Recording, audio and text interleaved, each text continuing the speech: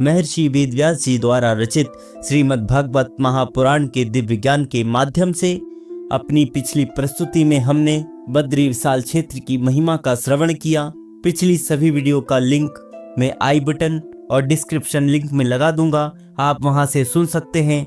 आज की प्रस्तुति में हम नारद जी और सनकादिक ऋषियों के संवाद की कथा का श्रवण करेंगे। तो आइए प्रारंभ करते हैं कथा को। अगर आप चैनल पर पहली बार आए हैं तो चैनल को सब्सक्राइब कर लें। वीडियो अच्छा लगे तो लाइक करना, अपने प्रिय मित्रजनों परिवारजनों के साथ शेयर करें। इस आध्यात्मिक चैनल को आध्यात्मिक कथा पौराणिक कथाओं को आगे बढ़ाने के लिए अपना सहयोग प्रदान करें।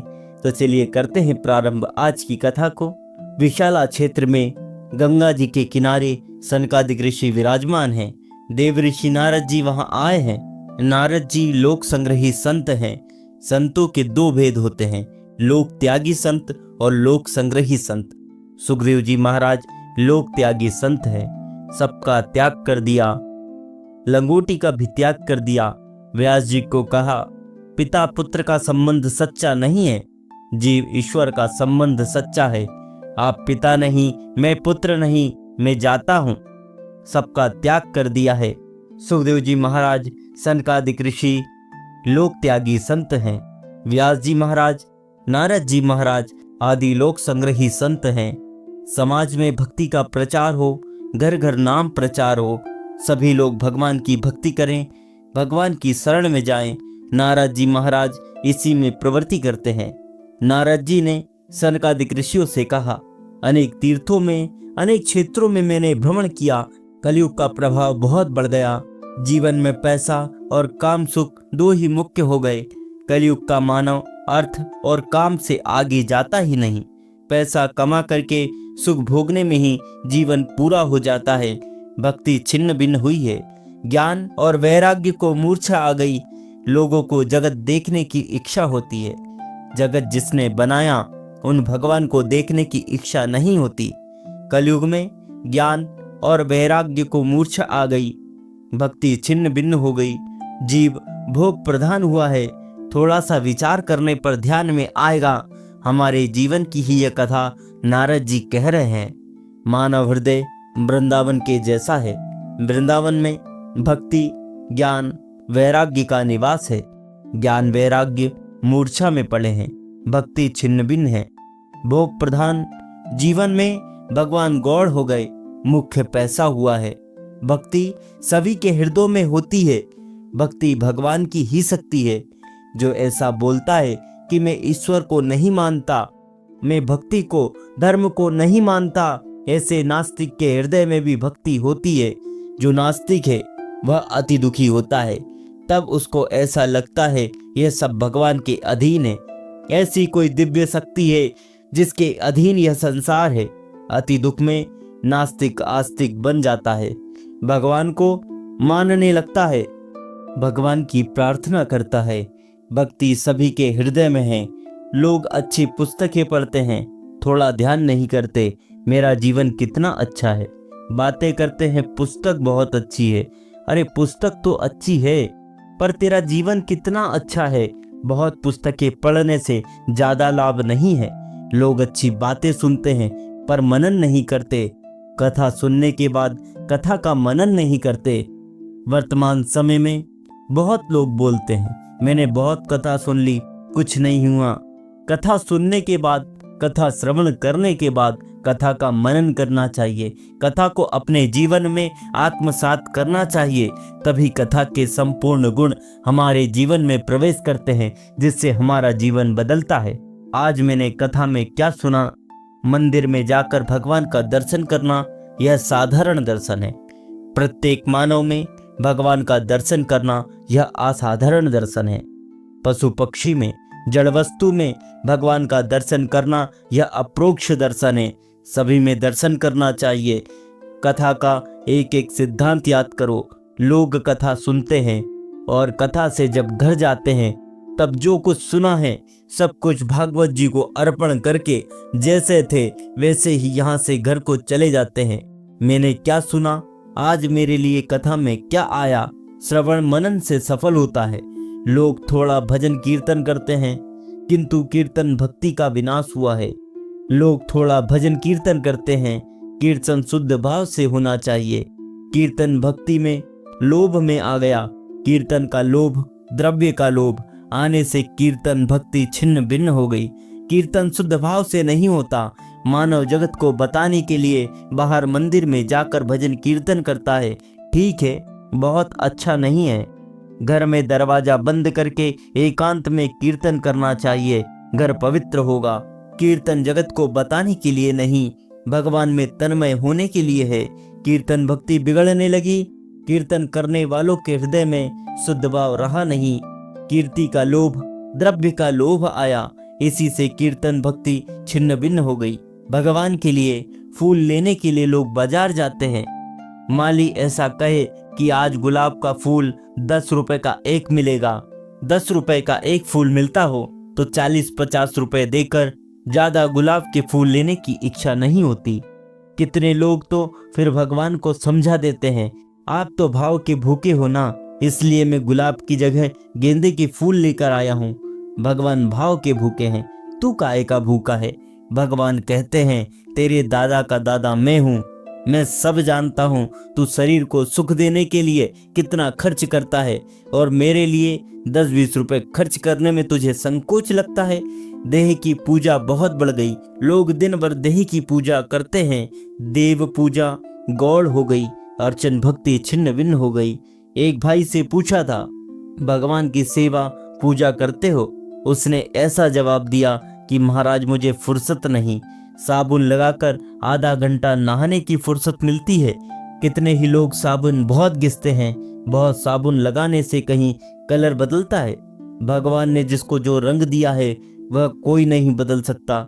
कितने लोग दिन भर साबुन ही घिसते रहते हैं। मानव देह की पूजा करता है, देह का श्रृंगार करता है, जीवन विलासी हो गया, इसलिए भगवान की पूजा गौड़ हो गई, देह की पूजा मुख्य हो गई।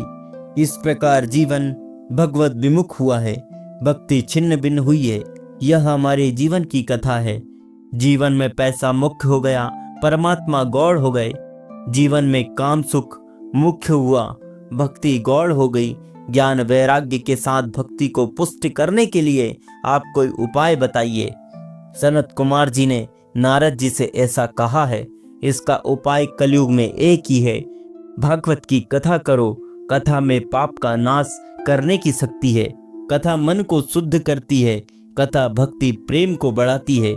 ऐसी यह मधुर कथा है। दूध से ही घी उत्पन्न होता है, दूध न हो तो घी उत्पन्न नहीं हो सकता। वेद दूध के समान है और भागवत घी के समान है। सभी वेदों का सार भागवत में है। 2 मन दूध है, उससे कोई दीपक नहीं जला सकता। 1-2 पला घी हो तो घी से दीपक प्रकट हो सकता है। दूध से दीपक प्रकट नहीं हो सकता, घी निकला है दूध से ही। दूध ना हो तो घी नहीं हो सकता, पर जो काम घी से होता है वह दूध से नहीं हो सकता। सभी वेद दूध के समान है, सभी वेदों का सार भागवत सार है। गंगा किनारे कथा होती है। सनत कुमार नारद जी को लेकर आनंद वन में आए हैं। काशी का दूसरा नाम आनंद वन है। काशी में आनंद स्वरूप श्री विश्वनाथ भगवान विराजमान है। यह आनंद वन ऐसा दिव्य है कि यहाँ के पशु पक्षी भी वैर को भूल जाते हैं। ऐसी दिव्य भूमि है जिस भूमि के परमाणु में वैर का विनाश करने की शक्ति है। पशु पक्षी यहाँ वैर को भूल जाते हैं, प्रेम से खेलते हैं। यत् समीपस्य जीवनाम वैरम चेतसी न स्थितम। आनंद वन में गंगा किनारे नारद जी के साथ सनत कुमार आए हैं। वहाँ कथा होने वाली है। ऐसा जब लोगों ने जाना सुना है, तब बड़े बड़े देव, बड़े बड़े ऋषि बिना निमंत्रण के वहाँ आए हैं।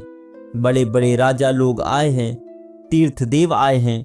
यहाँ भागवत की कथा होती है। वहाँ श्री गंगा माँ आती है, श्री यमुना जी आती है, वशिष्ठ विश्वामित्र जैसे ऋषि आते हैं। हमारे जैसे साधारण जीव को दर्शन नहीं होता, गुप्त रूप से आते हैं, विराजमान होते हैं। सनत कुमार जी व्यास आसन में विराजमान हैं। नारद जी मुख्य श्रोता हैं, कथा का आरंभ करते हैं। यह कथा ऐसी मधुर है, जो बहुत प्रेम से कथा सुनेगा, कान से भगवान उसके हृदय में प्रवेश करेंगे। यशः श्रवणमात्रेण हरिश्चिंतम समाश्रेत। आप जिसकी बात सुनते हो वह आपके मन में आता है। आप संसार व्यवहार की बहुत बातें सुनोगे तो मन में संसार आएगा। भक्ति में आँख और कान मुख्य हैं। जो आँख और कान को पवित्र रखता है उसी को भक्ति का आनंद मिलता है। बहुत से वैष्णव भगवान को आँख से अंदर ले जाते हैं, भगवान में आँख स्थिर करते हैं, बहुत प्रेम से भगवान का दर्शन करते हैं। दर्शन का अर्थ है कि आँख से भगवान को अंदर ले जाना। आँख को पवित्र रखो। भक्ति में आँख मुख्य है, भक्ति में कान मुख्य है। वेद भगवान ने वर्णन किया, कभी खराब शब्द मेरे कान में आए भी नहीं, कोई खराब चित्र मेरी आँख के आगे आए ही नहीं। शब्द में बहुत शक्ति है। खराब शब्द सुनने से, खराब चित्र देखने से मन बिगड़ता है। उस समय भले ही आपको खबर ना पड़े कि मेरा मन बिगड़ा है, एकाग्र चित्त से कथा सुनो, भगवान कान से अंदर आएंगे। आँख और कान को पवित्र रखना चाहिए। भगवान स्वधाम में गए हैं, उस समय भगवान ने अपनी दिव्य शक्ति भागवत शास्त्र में रखी है। भागवत शास्त्र श्री कृष्ण भगवान का ही स्वरूप है। भगवान संतों के हृदय में विराजमान है। पंढरपुर में, द्वारका में, श्रीधाम में, वृंदावन में भगवान आज ही प्रत्यक्ष विराजमान है। भगवान गए नहीं हैं, भगवान जीव की प्रतीक्षा करते हुए खड़े रहते हैं। आप पंढरपुर गए होंगे। पंढरपुर में श्री विठ्ठलनाथ जी महाराज का दर्शन है। भगवान का स्वरूप अति सुंदर है, अति कोमल मनोहर स्वरूप है। दर्शन करते समय ऐसा लगता है जैसे भगवान किसी की प्रतीक्षा करते हुए खड़े हैं। ये जीव मेरा है, मेरा जीव मुझे भूल गया, मेरा जीव स्त्री का हो गया, पुरुष का हो गया। जीव जगत का नहीं है, जीव ईश्वर का है। भगवान खड़े हैं, आज भी हैं। भगवान संतों के हृदय में है, भगवान भागवत में है। भगवान ने अपना दिव्य तेज भागवत में रखा है। भगवान में जो शक्ति है वह शक्ति भागवत में है। संतों ने ऐसा वर्णन किया है कि भगवान से भी ज्यादा शक्ति भागवत में है। जो काम भगवान नहीं कर सकते वह काम भागवत की कथा से होता है। दुर्योधन को भगवान श्री कृष्ण समझाने के लिए गए। दुर्योधन को अनेक रीति से समझाया, दुर्योधन सुधरता नहीं है, भगवान की बात नहीं मानता, जवाब देता है। भगवान भी उसको सुधार नहीं सके। कितने जीव ऐसे होते हैं जिनको भगवान समझाए तो भी नहीं सुधरते। दुर्योधन ने भागवत की कथा सुनी ही नहीं। भगवान की कथा में, भगवान के नाम में ऐसी शक्ति है।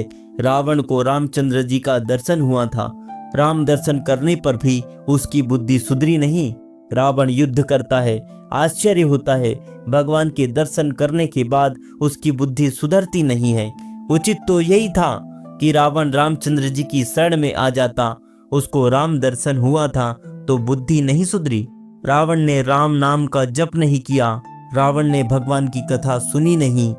रावण और दुर्योधन तो मर गए, कलयुग में उनका वंश बहुत बढ़ गया।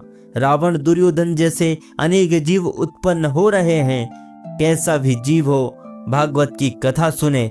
वक्ता बहुत विवेक से कथा कहता हो तो नास्तिक को भी कथा में आनंद आता है। नास्तिक कथा सुनने के बाद आस्तिक हो जाता है। कहीं कहीं गांव में ऐसे लोग मिलते हैं, वे कहते हैं कि श्री कृष्ण का स्वरूप जानता नहीं था। कथा सुनने के बाद मुझे खबर पड़ी, अब मेरी ऐसी इच्छा होती है कि मैं श्री कृष्ण की सेवा करूं, मैं श्री कृष्ण का कीर्तन करूं। नास्तिक भी कथा सुने तो उसको भी आनंद आए। कथा सुनने के बाद जीवन सुधरता है। कैसा भी पापी जीव हो, कथा में पाप का नाश करने की शक्ति है। मित्रों, यह कथा नारद जी और सनकादिक ऋषियों की है। अगर आप चैनल पर नए हो तो चैनल को अवश्य सब्सक्राइब करें। आध्यात्मिक और पौराणिक ज्ञान को आगे ले जाने में मेरा सहयोग करें। अगर वीडियो अच्छी लगी हो तो लाइक करें, कमेंट करें, अपने प्रिय मित्रजनों, परिवारजनों के साथ में शेयर करें। अगली कथा में आपको गोकर्ण और धुंधकारी की कथा का श्रवण कराऊंगा। जय माता दी। राधे राधे।